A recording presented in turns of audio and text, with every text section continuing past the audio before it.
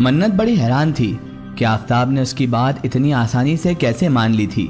आफताब ने आगे कहा कि मुझे खाला ने पहले ही बता दिया था कि आप अपने कमरे में 2 बार जख्मी हालत में बेहोश मिली है। आफताब की बात सुनकर मन्नत दोबारा रोने लगी तो आफताब कहने लगा, देखिए आप रोइए मत मन्नत, मैं आपकी मदद करूंगा, कैसे क्या करना है ये तो मुझे नहीं पता, मगर मन्नत आप अल्लाह ताला पर यकीन रखिए। उसकी बात सुनकर मन्नत थोड़ा सा मुस्कुराई और वो सोचने लगी कि अल्लाह ने शायद मेरे लिए ही आफताब को भेजा है। सच ही कहा है किसी ने कि अल्लाह अपने बंदों को कभी अकेला नहीं छोड़ता। उसके बाद आफताब कहने लगा, मन्नत चलिए अब चलकर आप सो जाएं, काफी टाइम हो चुका है। उसे कमरे तक छोड़कर आफताब नीचे आ पहुंचा था। अपने कमरे का दरवाजा जब उसने खोला तो उसे ऐसा लगा कि मानो किसी ने 400 वोल्ट का करंट उसे लगा दिया हो। वो तभी सोचने लगा कि आखिर दरवाजे से करंट कैसे लग सकता है, लेकिन फिर उसे मन्नत की वो मैसेज ध्यान आई जिसमें उसने लिखा था कि वो अच्छा जिन्नात नहीं है, वो बहुत बुरा जिन्नात है और वो शैतान है और अल्लाह के कलाम से वो दूर भागता है। आफताब ने देखा ये करंट बहुत पावरफुल था जो उसकी उंगलियों को नीला करता हुआ उसके हाथ की जानिब पहुंच गया था। आफताब ने पहले दुरूद शरीफ पढ़ी, फिर आयतल कुर्सी पढ़ी और अपने हाथ पर जो नीला पड़ रहा था उस पर फूंक मार ली और देखते ही देखते अब आफताब का हाथ ठीक हो चुका था।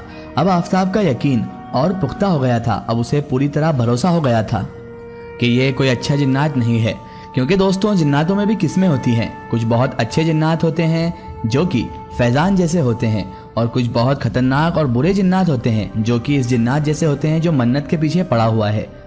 आपने कई स्टोरीज में सुना होगा कि जिन्नात अच्छे और बुरे दोनों तरह के होते हैं। तो अब इस बार जो मन्नत का पाला जिस जिन्नात से पड़ा था वो बहुत बुरा था और ये अब अच्छी तरह से आफताब को भी मालूम पड़ चुका था कि जब उसका हाथ नीला पड़ा और उसने अल्लाह का कलाम पढ़कर फूका तो उस जिन्नात ने उसका असर छोड़ दिया और उसका हाथ सही हो गया और अब उसे पुख्ता यकीन हो गया था।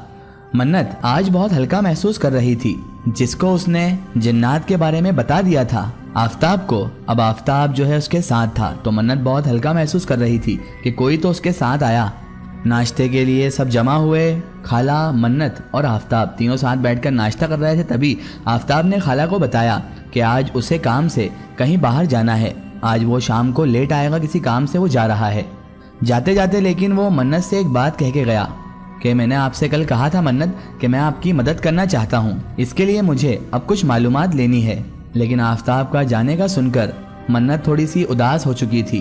तभी आफताब ने उससे मजाकिया लहजे में कहा, रूठी बिल्ली मन्नत, आप उदास ना होइए, यहाँ मेरे दोस्त का घर है, पहले मैं उससे मिलूंगा, उसके बाद ही मैं इमाम मस्जिद के पास जाऊंगा। आफताब ने हंसते हंसते मजाकिया लहजे में मन्नत को कहा था, लेकिन मन्नत थी जिस पर डर का साया था, जिसे बहुत ज़्यादा खौफ था और आफताब का भी उसे डर लग रहा था कि कहीं वो जिन्नात आफताब को कोई नुकसान ना पहुंचा दे। वो यही सोच रही थी कि आफताब के साथ वही ना हो जाए जो कि मेरे वालिद वालिदा के साथ हुआ था। इसके बाद बहरहाल आफताब भी चला गया और मन्नत भी किचन में आ गई। किचन में आकर वो रात के खाने की तैयारी कर रही थी। वो आज बिरयानी बनाने वाली थी। वो आफताब के लिए बिरयानी बनाना चाहती थी और अब मन्नत को आफताब दिल ही दिल में बहुत अच्छा लगने लगा था, क्योंकि इस मुश्किल भरे वक्त में वही मन्नत का साथ दे रहा था। मन्नत उसके ख्यालों में खोई हुई थी। आफताब की शक्ल उसके सामने घूम रही थी। वो बेख्याली में कुछ लेने के लिए उठी, तभी अचानक उसका पैर फिसला और वो मुंह के बल गिर गई। ये तो वक्त की नजाकत थी और नसीब था कि उसे कोई चोट नहीं आई ज्यादा। घुटने पर उसे शदीद दर्द हो रहा था, लेकिन वो बर्दाश्त करते हुए मन्नत उठने लगी। तभी जैसे ही उठी तो सामने ही उसने अपने कमरे का दरवाजा बिना किसी वजूद के यानी बिना किसी इंसान के खुलते हुए देखा। तो अचानक फिर से उस पर डर नुमाया हुआ और उसके बदन के रोंगटे रोंगटे खड़े हो गए। आगे उसके बाद मन्नत के साथ क्या हुआ, मन्नत को इस बारे में कुछ भी सही ढंग से याद नहीं था। लेकिन जब उसकी आंख खुली तो उस वक्त वो अस्पताल में मौजूद थी और उस हॉस्पिटल में उस वक्त आफताब और रुखसाना दोनों मौजूद थे। शायद वो बेहोश हो गई थी, इसलिए यही लोग लेकर उसे अस्पताल पहुंचे थे। उसने आफताब को देखते से ही नजरें फेर ली, जैसे कि आफताब से अब मन्नत नाराज हो। और आफताब भी बखूबी समझता था कि मन्नत आखिर ऐसा रवैया क्यों इख्तियार कर रही है और वो उससे क्यों नाराज है।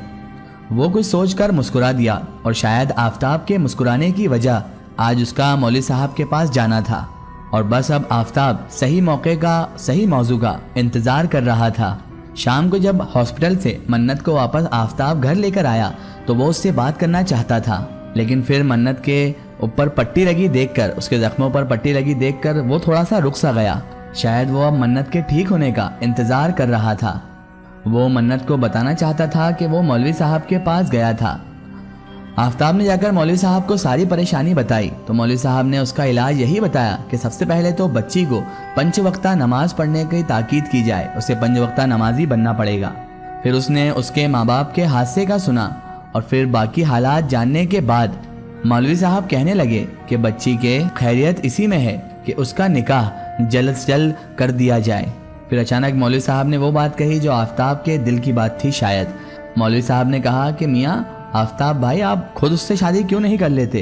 तुम अभी ही उसकी इतनी ज़्यादा फिक्र कर रहे हो तो मुझे ये पूरा यकीन है आफताब मियाँ कि आगे भी आप मन्नत का बखूबी ख्याल रखेंगे। और वैसे भी आफताब मियाँ वो यतीम बच्ची है, बिन माँ बाप के बेचारी कहाँ जाएगी। आफताब के दिल में तो मानो लड्डू फूटने लगे, क्योंकि उसके कान तो जैसे ये सुनने के लिए ही बेताब थे कि मौलवी साहब जो बात अभी कह रहे हैं। थोड़ा सा आफताब शर्माया और फिर मौलवी साहब से ये कहकर मस्जिद से निकल आया कि वो अपनी खाला को मौलवी साहब के पास लेकर आएगा। लेकिन फिर आफताब ये भी सोचने लगा कि उसे तो सबसे पहले मन्नत की मर्जी भी तो मालूम करना होगी कि मन्नत ये सब चीज़ें चाहती है या नहीं। पहले आफताब ने सोचा कि मैं मन्नत से जाकर सबसे पहले डायरेक्ट बात करता हूँ, लेकिन फिर आफताब को ख्याल आया कि वो उसे जवाब कैसे देगी आखिर। फिर उसने धड़ाके के साथ व्हाट्सएप खोला और एक लंबा सा मैसेज लिखा, मन्नत तुम मुझे अच्छी लगती हो, ये कभी मत सोचना कि मैं तुम पर तरस खा रहा हूँ, बल्कि यूँ समझ लो मन्नत के हाँ करके तुम इस आशिक पर यानी मुझ पर तरस खाओगी। मन्नत मैं तुमसे मोहब्बत करता हूँ, तुमसे शादी करना चाहता हूँ और मन्नत मैं अपनी सारी ज़िंदगी तमाम ज़िंदगी तुम्हारे साथ बिताना चाहता हूँ। अब आफताब को मैसेज लिखने के बाद यही इंतज़ार था कि इस मैसेज का उसके पास क्या जवाब आएगा। इधर मन्नत बेड पर लेटी मोबाइल पर आया हुआ मैसेज ओपन करने लगी, लेकिन मैसेज पढ़ते ही उसके चेहरे पर यानी मन्नत के चेहरे पर तो ऐसी मुस्कुराहट फैली कि लग ही नहीं रहा था कि मन्नत कभी आफताब से नाराज भी रही होगी। अभी मन्नत के चेहरे का रंग ठीक वैसा ही हो रहा था जैसा दिन को आफताब के चेहरे का रंग हो रहा था कि जब मौलवी साहब ने उससे कहा था कि मियाँ तुम ही शादी क्यों नहीं कर लेते मन्नत से। वो कांपती हुई उंगली से टाइप करने लगी। मन्नत ने कांपती हुई उंगली से लिखा कि आप खाला से पूछ लें जो वो कहें। ये लिखकर उसने सेंड किया और उसके बाद मन्नत भी बेताबी से इंतजार करने लगी। कुछ सेकंड में ही आफताब का रिटर्न मैसेज आया कि वो तो मना बिल्कुल नहीं करेंगी मन्नत, अलबत्ता आपकी हाँ और ना मेरे लिए अहम है मन्नत, आप मुझे बताएं हाँ या ना। मन्नत ने इधर से शरारत करते हुए लिखा, अगर मैं कह दूं ना तो फिर क्या करेंगे आफताब आप? आफताब ने मैसेज पढ़कर हंसी का इजहार किया और लिख दिया कि तब भी मन्नत मैं आपसे ही शादी का ख्वाहिशमंद रहूंगा।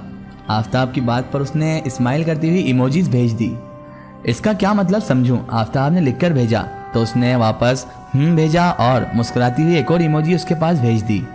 मन्नत का जवाब तो अब आफताब को अच्छी तरह से मिल चुका था। अब उसे इंतजार था तो सिर्फ खाला के जवाब का और खाला से बात करने का और खाला की रजामंदी लेने का। लेकिन उसे पहले से ही भरोसा था कि खाला इस मामले में हाँ ही करेंगी, क्योंकि उसका इस दुनिया में कोई नहीं। मन्नत बेचारी अकेली है और खाला ये नहीं चाहेंगी कि किसी और के हवाले उसे करें, और मैं खाला का भी जानने वाला हूँ तो वो मेरे हवाले ज़रूर मन्नत को कर ही देंगी। लेकिन आफताब कश्मकश में था कि उसे समझ में ही नहीं आ रहा था कि वो खाला जान से जाकर किस तरह से बात शुरू करे और कैसे बात करे। इसका एक स्टोरी हम देखेंगे इसके अगले पार्ट में। दोस्तों, अगर आप भी अपनी जिंदगी की कोई सच्ची कहानी या सच्ची घटना हमारे चैनल से शेयर करवाना चाहते हैं और आप चाहते हैं कि आपकी स्टोरी भी माय स्टोरी बुक चैनल से शेयर हो, तो आप हमें हमारे फेसबुक पेज पर कांटेक्ट कर सकते हैं और अपनी स्टोरी वहां पर हमें बता सकते हैं।